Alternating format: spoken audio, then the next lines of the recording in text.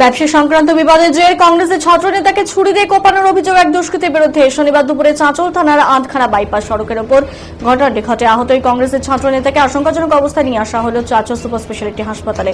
Police সূত্রে জানা গেছে, আহত ছাত্র নেতার নাম দিলু কাজী, চাঁচলের বীরস্থলীর বাসিন্দা। পাওনা টাকা চাইতে গিয়ে আক্রান্ত দাবি পরিবারের। অভিযুক্ত পলাতক।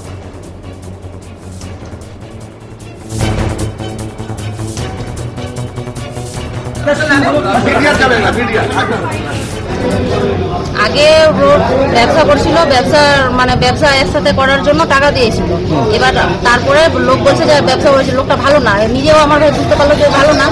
এবার ওর কাছ থেকে টাকা চাইতে গিয়ে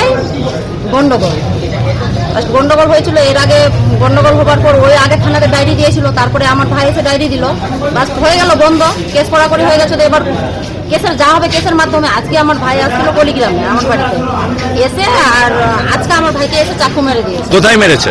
এতে আটঘরা, এতে বাইপাসে রয়েছে। কখন হয়েছে ঘটনাটা? মোটামুটি 2টার দিকে। আপনার ভাইয়ের এখন পরিস্থিতি কেমন? খুব একটা ভালো না, কান দিয়ে রক্ত থামছে না, কান নাক দিয়ে রক্ত থামছে না। আর কয়েকদিন আগে ওর দাঁত কি করে গেছি, দাঁত বানাই লেগেছে, সে দাঁতেও খুব আঘাত লেগেছে। আর এমনিতেও ওর আছে, শ্বাসকষ্ট অসুখ আছে। তো আপনারা কি চাইছেন এখন? আমরা এখন বিচার চাইছি। যারা মেরেছে তাদেরকে কি কাউকে এখনো পুলিশ গ্রেপ্তার করেছে? না। আপনার নাম?